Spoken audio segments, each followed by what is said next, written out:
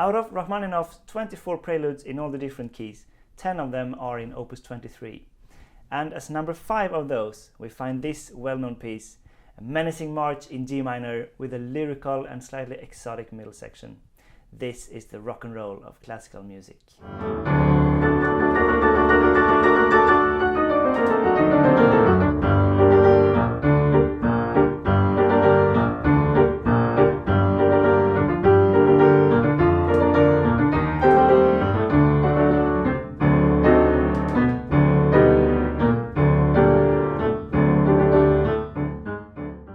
So first we have these march rhythms with these 16th notes. Bum, ba-da-bum, always driving forwards very regularly. Bum, ba-da-bum, ba-da-bum, like that. And secondly, we have these register shifts. That's a core element of this piece. So it's all the time going between like two voices. This melodic voice in the low register, very regular on the beat.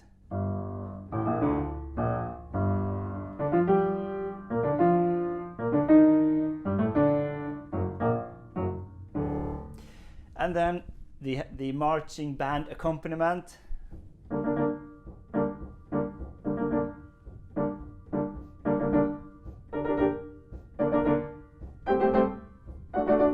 But of course we have to play both at the same time, and we can't even divide it between the hands. Both hands needs to play both things, and that's the technical challenge of this piece. But also what creates this great energy to have to go between the register all the time. In the beginning it's kind of lurking in the dark.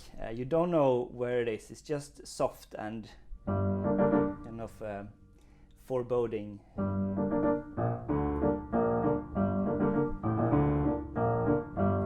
And then it starts to grow and comes with a statement pretty quickly. But then just as quickly falls back again.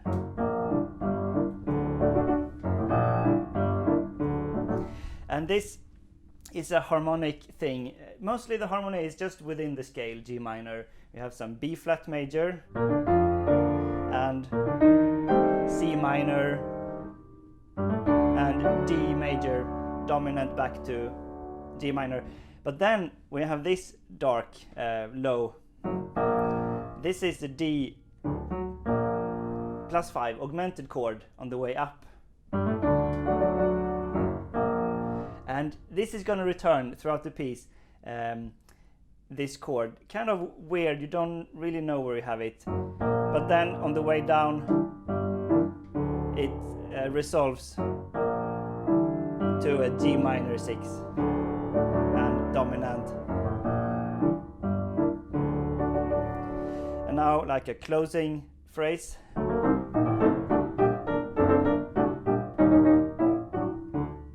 Getting down again and softer. This chord, this is the old augmented 6 chord. It's like a German 6 chord, but doesn't matter. You always like, hey, what's that? And I do a slight ritardando here. Some pianists do and some don't. You can choose. Now we get the melody, the marching starts over, starts the same again as the second time.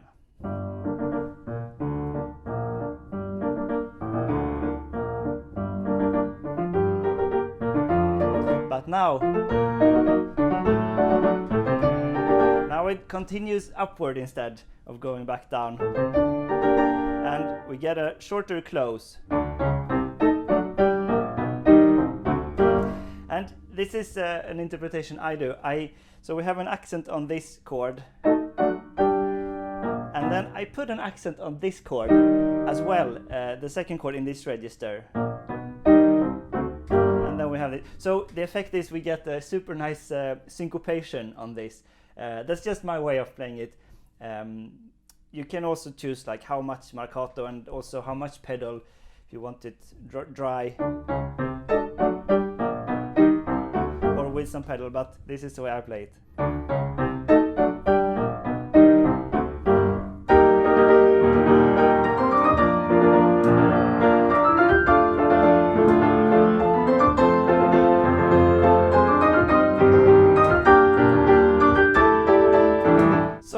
is the second idea, just comes straight on with a shorter bar before.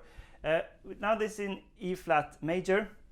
It's very triumphant. So if we have been lurking in the dark caves in the beginning, now this is the marching parade outside the palace in all its grandeur. And also here, now we get 3 registers. Before we've kind of been operating with 2. Now we have the melody on top. And we have marching accompaniment both here and down here. So it's expanding on all fronts. Yeah, it's really hard to play. And now it's landing on this big D. Kind of teasing with this harmony. So this is what we had a hint of in the beginning. The D major with the augmented, with the B flat is the augmented 5th on D. And now kind of a melodic minor. And back to G minor, so now we get the marching statement for a final time of the first section.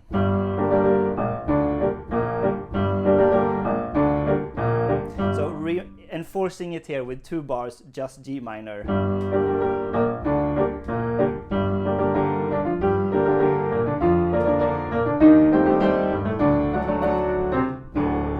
So now we're gonna calm down to close this section.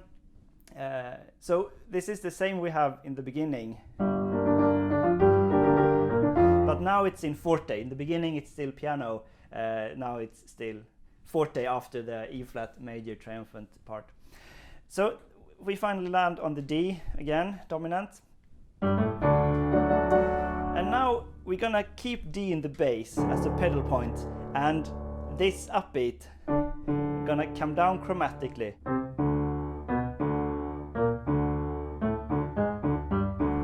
And nice chords that fits it.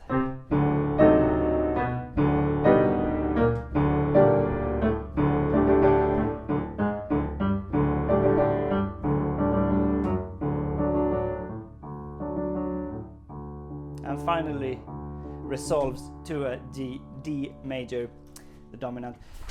So now we embark on the middle section, which is a complete contrast, very much needed because it's so intense, this marching. It's still in G minor, but we keep the D as a pedal point for a long time. And this is something completely different, so.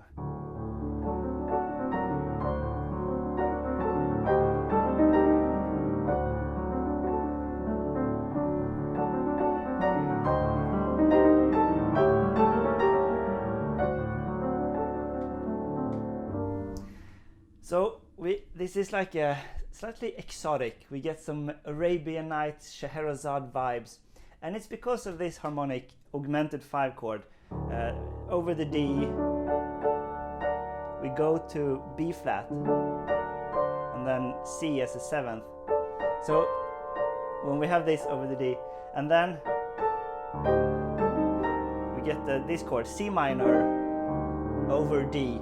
A bit mysterious. And finally, the way these melodies are constructed, it's a typical Rachmaninoff thing, or even typical Russian, because you also have it in Tchaikovsky. It's these long lines of melody, and it's only going like 1 scale note at a time, either up or down. So you have a little interval at the end, and the third time when it takes off.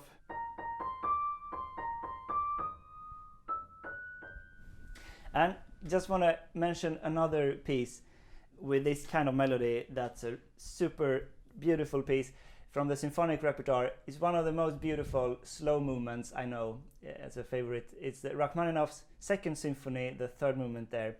It's a different setting, it's in major, but you have this clarinet that plays this kind of melody in major, just 1 scale note at a time for a really long time. And then it comes in the violins, in the recapitulation.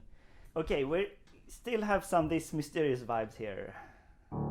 Okay, and also the phrase structure, we have these 2 phrases, the same, that are preparations, So the second time now.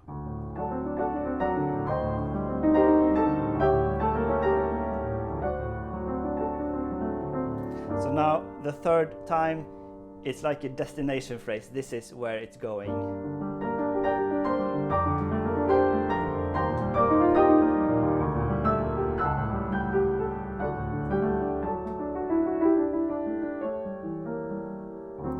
And it's going back to D major, and it starts over again. Also, this third time we reach the G minor. That's how it feels so nice, because we've been on the D pedal for a long time, the whole transition and the start of this section. So then we get this.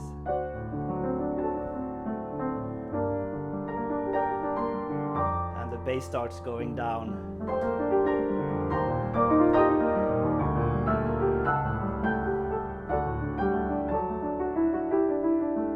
I like to bring forth these inner voice, almost ornamental qualities here.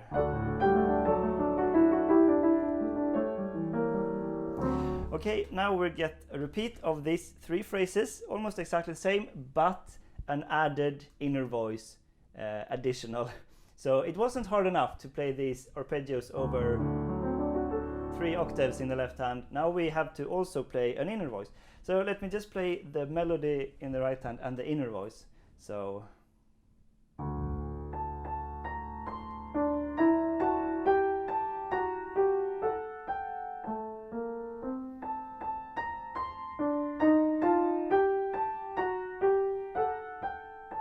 okay, everything.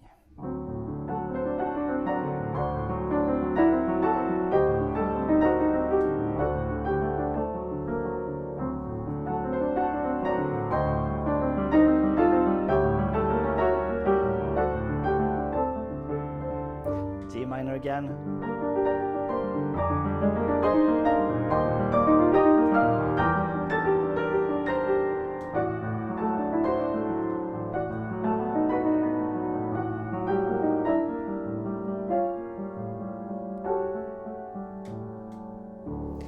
And these super nice lush Rachmaninoff harmonies in the end here over A pedal now. Changing the harmonies chromatically every beat.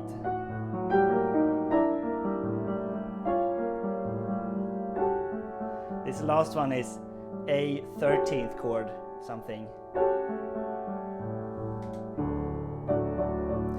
And this goes down to D again, and yeah, it should be really soft here.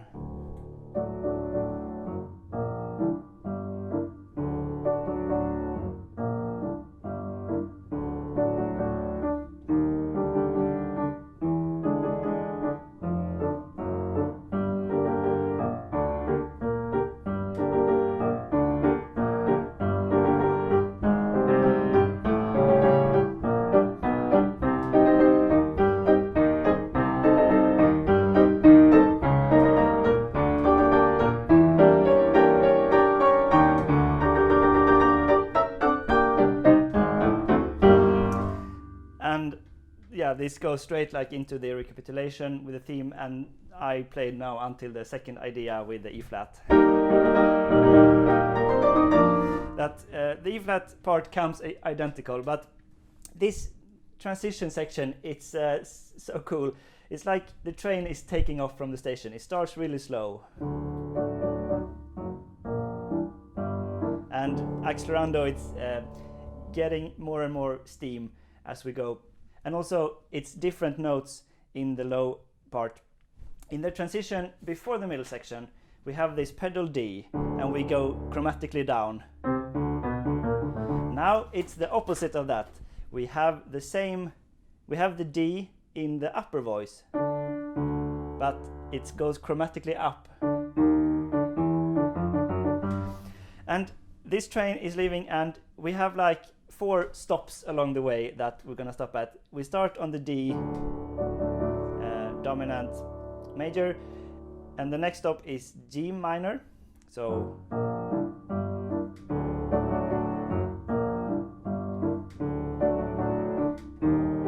stop going chromatically upward. This is the G minor stop.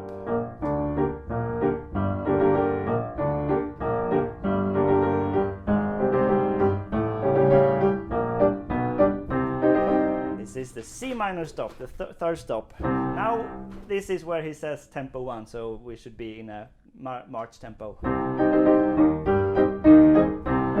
But we don't stop here, the train moves on.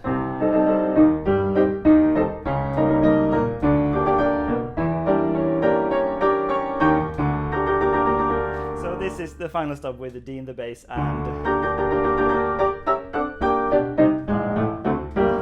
these kind of closing chords. So I do the same syncopation accent as I do before, but now it's different registers, so this is more like what's not written in the score, but I still like it.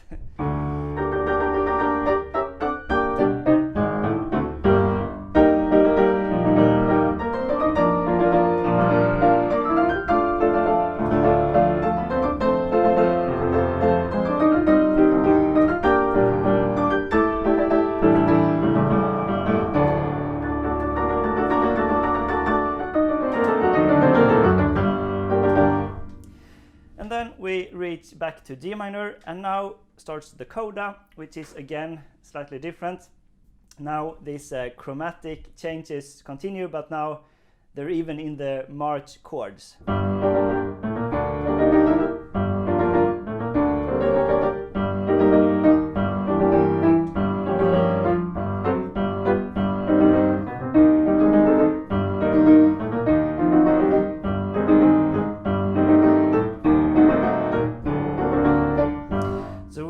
Hammering this G in the bass for a long time.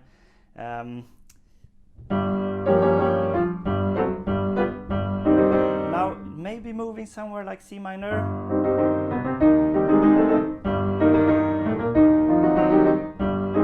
But Rachmaninoff insists on keeping the G in the bass. Until here, now we get like a final cadence. So with this chord, what is this chord? It's the D augmented 5 dominant. It's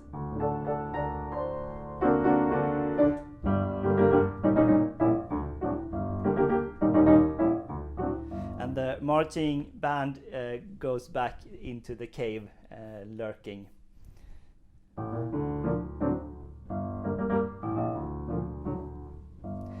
Now the final phrase is an ending like several others of the preludes end in this same way, just a dissipation in thin air up in the register. And in this piece it's quite fitting as a counterbalance to all the big intensity that's been throughout it. And it's like in the words of T.S. Eliot, this is the way the world ends, not with a bang but a whimper.